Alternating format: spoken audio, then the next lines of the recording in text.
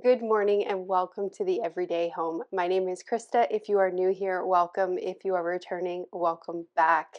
So today I am trying to get ahead and make my supper really early. So it is 11 o'clock.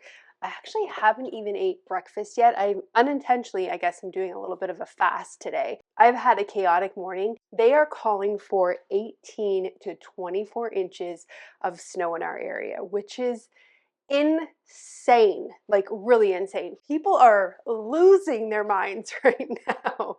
I actually had to go to Walmart to pick up some bananas and I needed some plastic totes for my other job.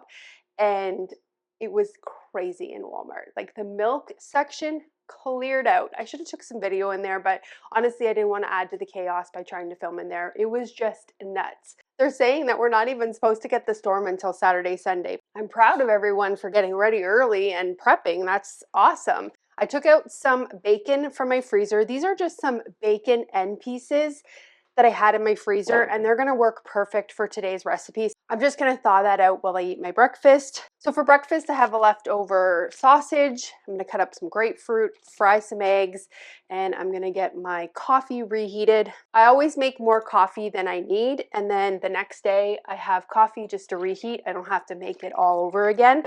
Love it. This is, I think, caramel nut. So good. And it's not coffee, it's tea. It's like a dandelion organic tea blend, but I call it coffee because it kind of looks like coffee and it kind of tastes like coffee. Have my breakfast and then we'll get started with today's project. I'm so excited to show you guys because this meal has two really good kind of grocery store hacks in it that you don't have to buy from the grocery store. It's so easy to make from scratch. So I'm excited to show you guys this meal today.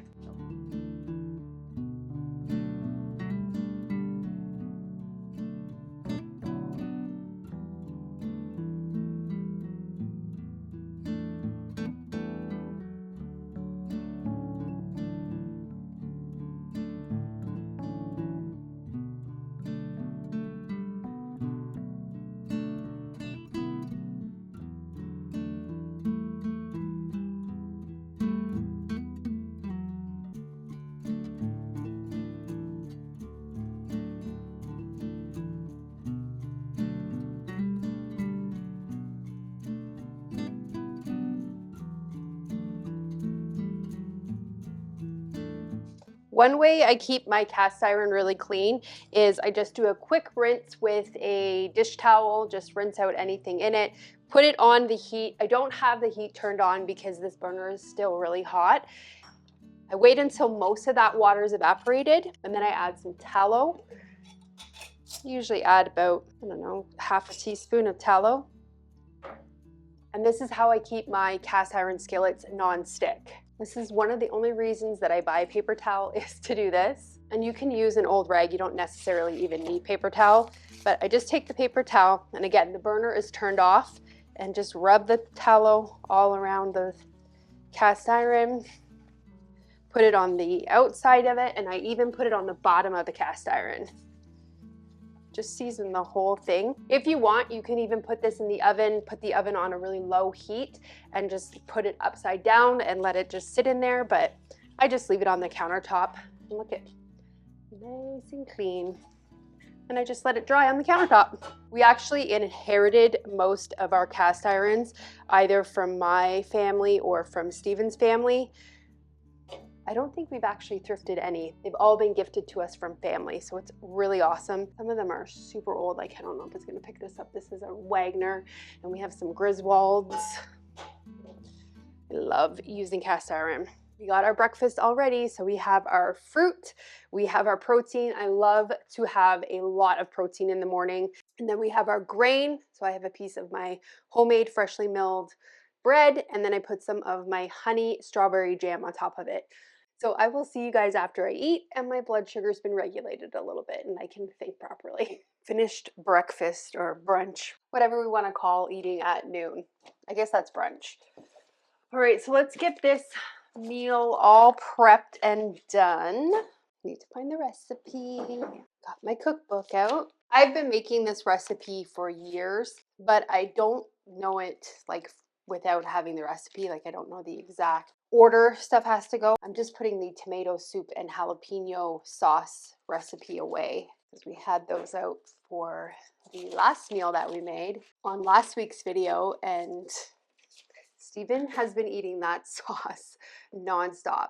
I did not get to marinate extra chicken breast with it because he has just been putting it on everything. He puts it on his eggs in the morning. He puts it on just anything. Like, what else did he put it on? I think he made a sandwich, and he even put it on a sandwich. Like, he loves it. I can not recommend that sauce enough. It is delicious, but I personally can't eat it on everything. Right here in the front. Awesome. I organize everything in my cookbook according to meats. So like I have a chicken section, beef, pork, etc., etc. And then I have a soup section, sauce, bread. Everything's organized in this cookbook. So I have my oven preheated to 400 degrees. I have all of my bacon laid out here. I'm using just bacon pieces and bacon strips. It's fine. I actually want them to be in the piece size for this recipe. So the original recipe that we're gonna be doing today calls for ham. I don't have any ham, so I'm gonna use bacon because I have a couple packets of bacon ends that I would love to get used.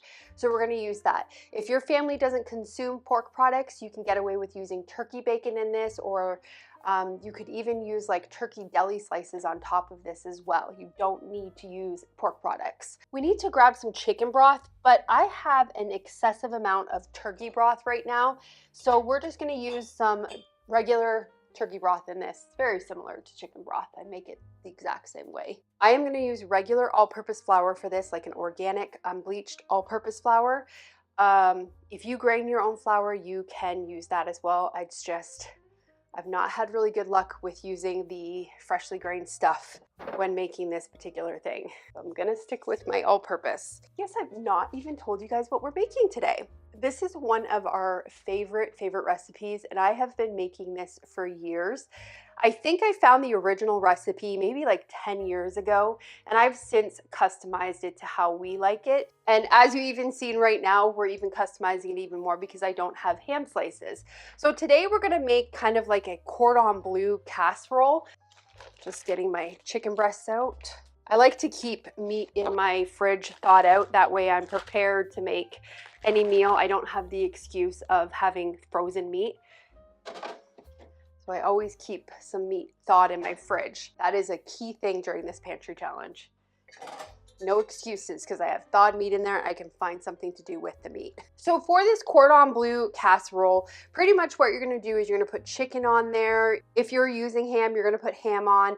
The original recipe calls to use Swiss cheese. I don't have Swiss cheese. I know that I had originally stated that I was gonna allow myself to buy dairy as part of the pantry challenge, but I have a whole block of mozzarella cheese that I wanna use. So I'm not gonna buy Swiss cheese. We're gonna just use mozzarella. And I think that will taste really good with the bacon and the chicken.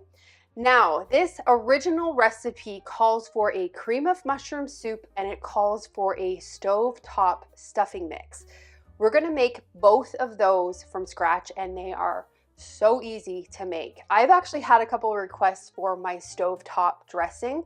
You can make this and put it into a freezer bag and put it in your freezer and just take it out whenever you need it. I wouldn't recommend storing this in the pantry because it's not going to stay fresh. If you want it to stay fresher, put it in the freezer.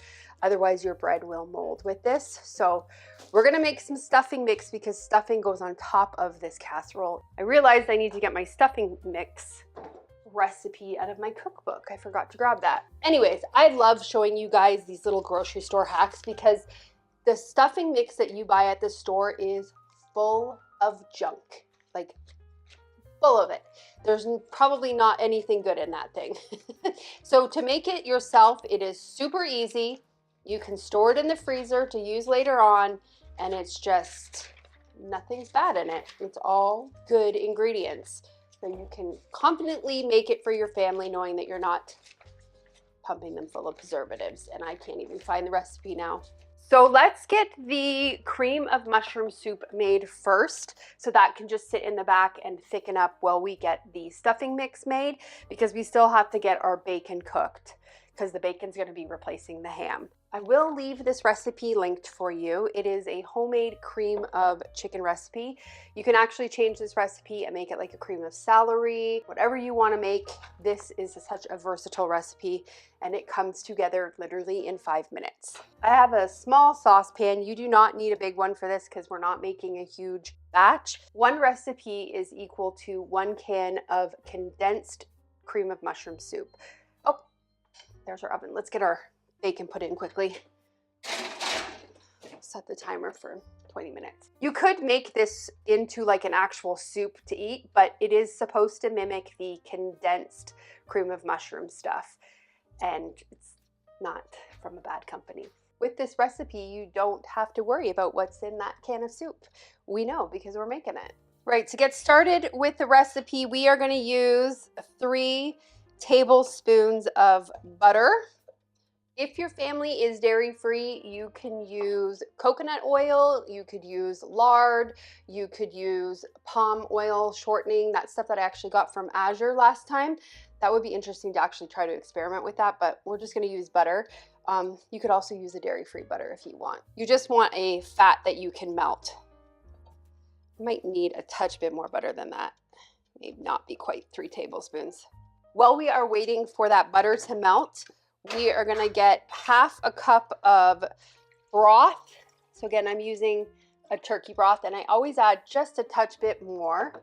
And then we're gonna add 1/2 cup of whole milk to this broth.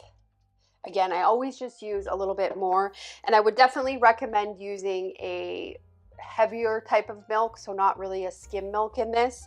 Whole milk works awesome. You could also use a plant-based milk in this as well. Our butter is almost melted. So like I said, we're gonna use the all-purpose flour. If you are gluten-free, you could also use a cornstarch. You can use xanthan gum, that's how you say it, or you could use like a gluten-free flour. You don't have to necessarily use the all-purpose in this. I can't stress how versatile this recipe is. So now that we have our butter melted, we're gonna take 3 pretty heaping tablespoons of flour. It's about 3 to 4 tablespoons of flour, depending on how thick you want it. Usually I find the 3 tablespoons, if they're heaping, that's the good amount. And we're just gonna stir this until this flour starts to turn a little bit brown and it starts to smell a little bit nutty. So you can see that it is slowly starting to change color. I have my stovetop on a medium-low heat. You don't want to have it too high because you don't want to burn the flour. And you'll tell when it's done because you'll smell it. The smell will start to smell really nutty. That's the best way I can describe it. You're just essentially cooking off that raw flour taste. Okay, and we're going to take our milk and our broth and we are going to slowly whisk this in. And you want to do it slowly because it prevents it from clumping. I usually pour a little bit and then stop, whisk, pour a little bit more, whisk. I just don't want to add it all in at once because it will definitely result in a lumpy sauce. And once I get it pretty thin, then I'll just dump the rest of it in. Kind of have to switch up with this spoon because my whisk doesn't get in the corners of the pot and it tends to clump up in the corners. So I just come in with the spoon and get the stuff out of the corners. So we're going to heat this up and then bring it to a simmer. You don't want it to be a full raging boil, just a light simmer. Now the other thing that I like to add in this is this stuff from Trader Joe's. You can also take dehydrated mushrooms and put them in here, or you can grind them up. But this just kind of gives it that cream of mushroom flavor. And I usually like to add about a teaspoon of this in here. This is completely optional. You do not have to do this. If you're doing like a cream of celery, you could put celery in here. And then we'll just whisk this. And the other thing that we're gonna add is about a teaspoon of salt. My broth is unsalted. I know I say that all the time, but my broth is unsalted, so I'm gonna add a little bit more than normal just to compensate for not having salt in that broth. And then we'll also add a pinch of pepper in here as well. You just wanna do this to taste. And as it starts to heat up, it's gonna slowly start to thicken. And this will get super, super thick. If you want to thin it out a little bit, just save some of that broth and add that in, or you can add more milk. I'm actually going to switch to a spoon now. And this will get to be the thickness of what you get in the can. We're gonna use a 9 by 13 to make this casserole. If you don't wanna do this big of a batch, you can definitely half it. This we just like because it makes amazing leftovers also. So I always like to make a little bit more than what we would eat. Now I have never attempted to make this in advance and put it in the freezer. I think that it might actually turn out amazing if you make this in advance and then put it in the freezer and then just thaw it out and cook it. I'm just greasing this 9 by 13 pan, and I would love to say that I'm lightly greasing it, but it was a little pour heavy, and we're gonna really grease it. So for this recipe, I'm gonna use 2 chicken breasts. These are massive chicken breasts. You do not need to use this much. This is 2 pounds of chicken. Oh, that's our bacon. You better check that. I don't wanna burn the bacon. I gotta wash my hands first because touching chicken. I can smell it. I'm pretty sure it's done. Oh yeah, it's done. It's definitely done. Okay, we'll set that aside. Whoopsie. Ah. So for the chicken, the original recipe calls for a 1 pound chicken piece. I'm using 2 pounds because this was just one bird. We had huge chickens this year, and we got 2 pounds of chicken breast from one bird. Amazing. Most of our birds were like that. So we have a lot of chicken right now, which is awesome. So this recipe is going to be a little chicken heavy, which is perfect. And my chicken breasts, when I package my chicken breasts up, I leave the tenderloin attached to it. So these are essentially chicken breasts with tenderloin. So we're just going to cube them up into bite-sized pieces and throw them into our casserole dish. So this is our chicken in the 9 by 13. If you're only doing a 1 pound chicken breast, I would definitely use a smaller pan than a 9 by 13 because 2 breasts fit perfectly in the bottom of this. Okay, we're gonna set this aside for now. We are going to get our stovetop stuffing mix made, and it's a copycat stovetop. So I'm gonna use sourdough bread for this. You can use whatever bread you like, but I find that sourdough just levels this recipe up. So this recipe makes about 2 bags of stovetop. So I'm gonna half this recipe because I don't need to put any in my freezer right now. I'm only wanting to do 1 recipe. So I have my oven preheated to 350. I just turned it down a little bit after we did the bacon. Need to get a cookie sheet out. And I'm using a lined cookie sheet for this. Cut roughly 3 cups of cubed bread. So we'll start with about 4 slices, and that should be good. I'm gonna cut the base off because some of this bottom is a little crusty, a little hard, and we don't want that. Okay, and we are gonna cube these up pretty small. You want small pieces because you don't want huge breadcrumbs. Or not breadcrumbs, croutons essentially is what we're making. This knife doesn't work the best for this. This one might be a little better.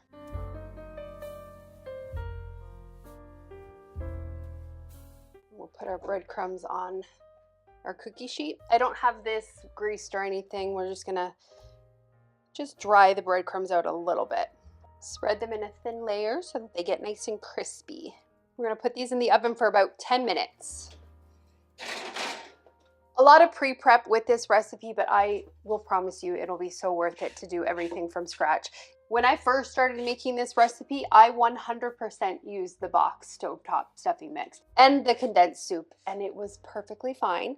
But this is just a way to, you know, just control the ingredients, I guess you can say.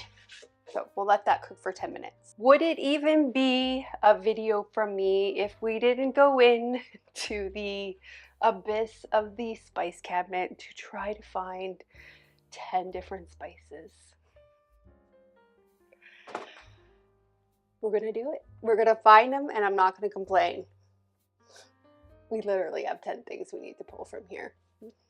So we need to get dried parsley, minced onion, dry celery flake, dried thyme, black pepper, oregano, and sage and salt. So I will be back once we find them all.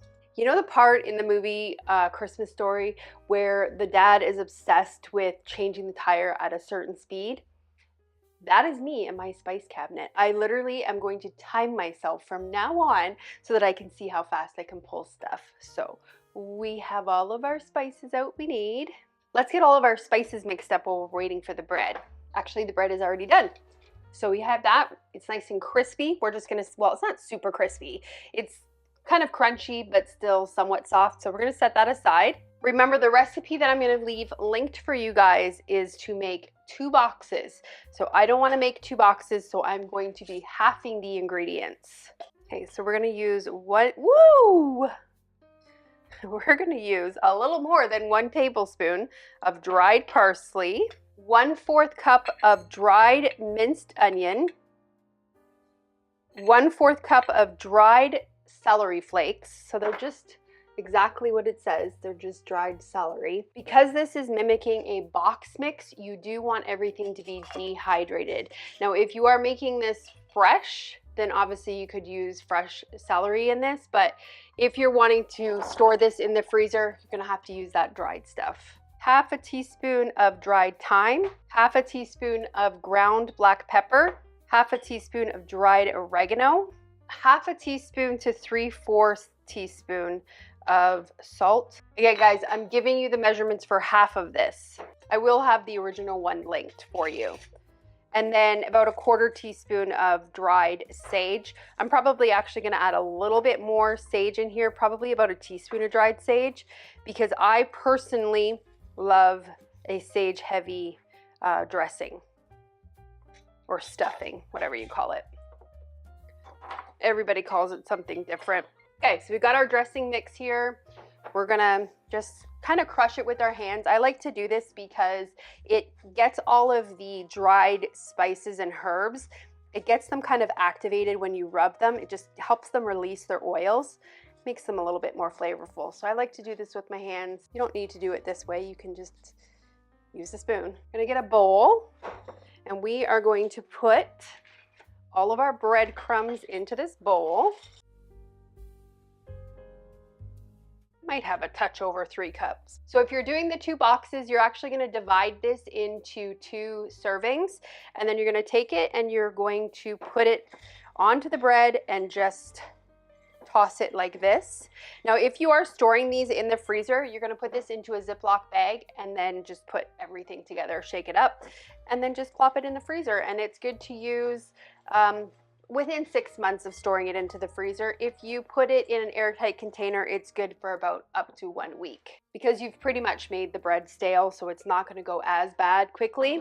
So to make the stuffing, if you're gonna use the stuffing in a different application other than the way we're gonna use it today, like if you just want to have a box of stuffing mix, what you're gonna do is you are going to, in a medium saucepan, add 1 1/4 cup of water. You could also use a broth in that, 2 tablespoons of butter, and salt to taste. And what you wanna do is melt that butter, and then once that butter is melted in that water or broth, then you are going to add your stuffing mix. You are going to stir that really well, make sure everything is combined, and then you want to remove that from the heat and you want to let that sit for about 5 minutes and then fluff it with a fork, and then you have stuffing. So that is if you want to make like a stuffing with it, but we're not going to do that because for the application, we just need the dry stuffing. We don't need butter. We don't need anything like that. Well, we do need butter, but we're not making the stuffing. We're using it dry for this recipe. We got our 2 store-bought items pre-prepped.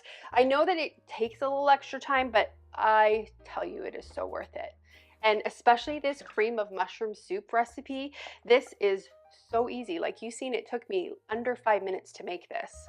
Awesome. Okay, now we get to get our supper in the oven and get that pre-prepped and out of the way for today.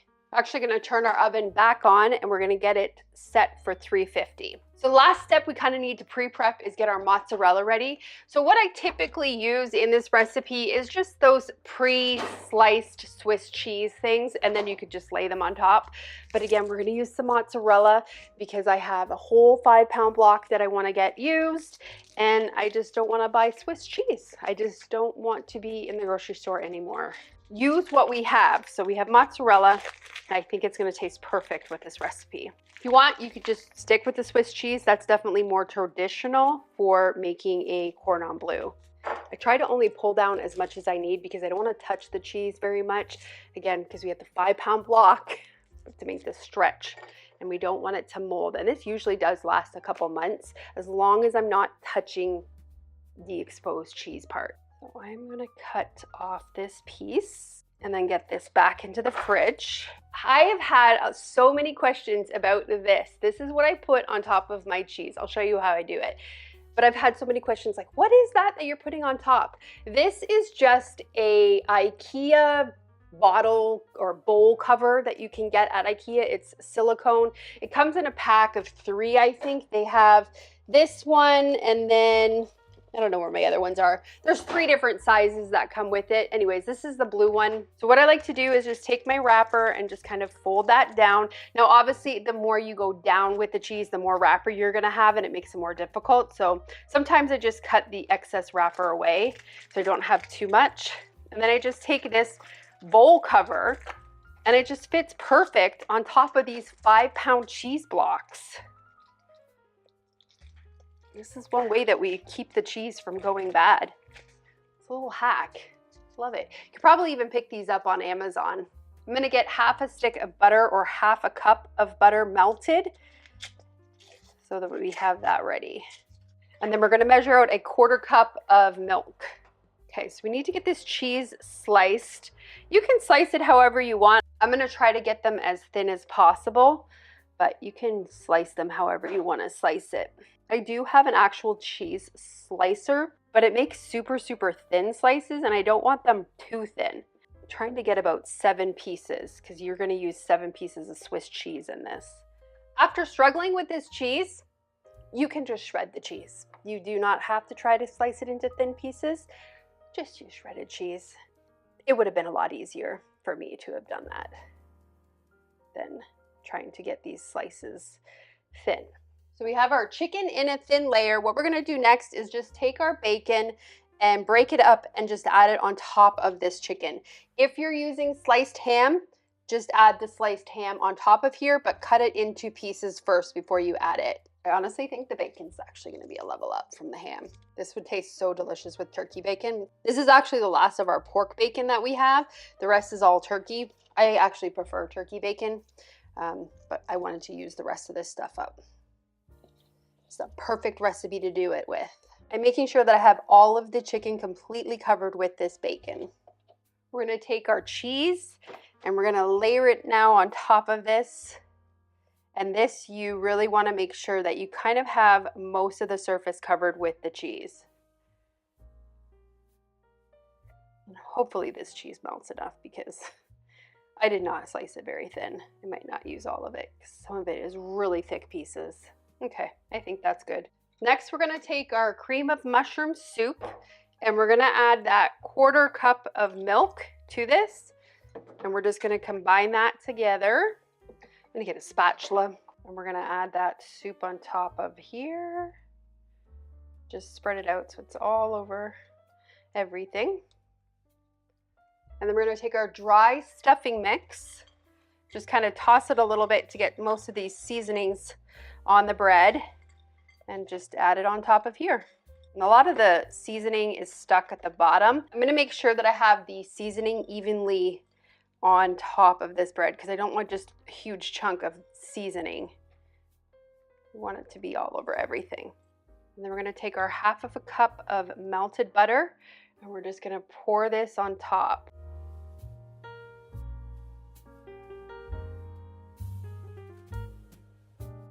And then we're gonna cover this up with some foil. Put it in our oven and set the timer for 50 minutes.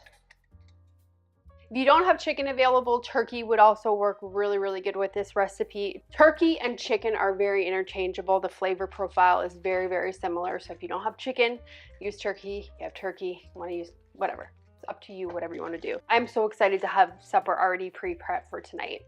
It's just a huge weight lifted off my shoulders. So I'll see you guys back in 50 minutes. Timer went off a while ago. I was upstairs and I couldn't hear it. So hopefully it's not burnt.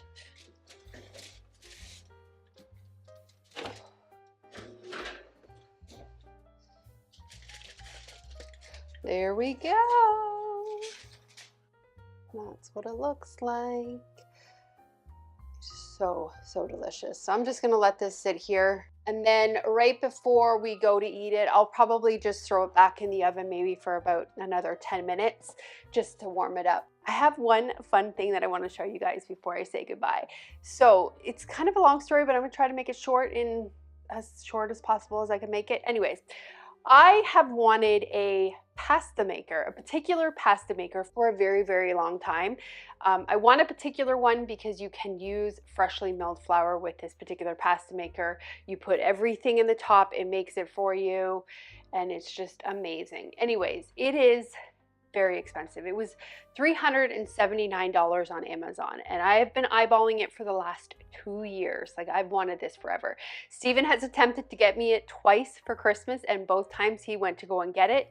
2 years ago, and this year it was sold out, so he couldn't find any for me. I had seen them come back up for available on Amazon. I just said to myself, I'm like, I'm just gonna bite the bullet. I'm doing a pantry challenge this month. I'm saving a little bit of money in groceries. I'm just gonna get this thing because it will save me money in the long run. So I just said, I'm gonna bite the bullet and do it. Anyway, something was telling me, not something, God was telling me, don't quite do it yet. So I just said, I'm gonna think on it one more time, like overnight, and then in the morning I'll just do it and I'll order it. I'm trying to find it cheaper, so I always check thrift stores, marketplace, everything. I have something set up so that I get notified whenever somebody posts something available on marketplace that I'm looking for. So I woke up the next morning and I had a notice on my phone saying someone in Nashville was selling one of these pasta makers brand new in the box for $150.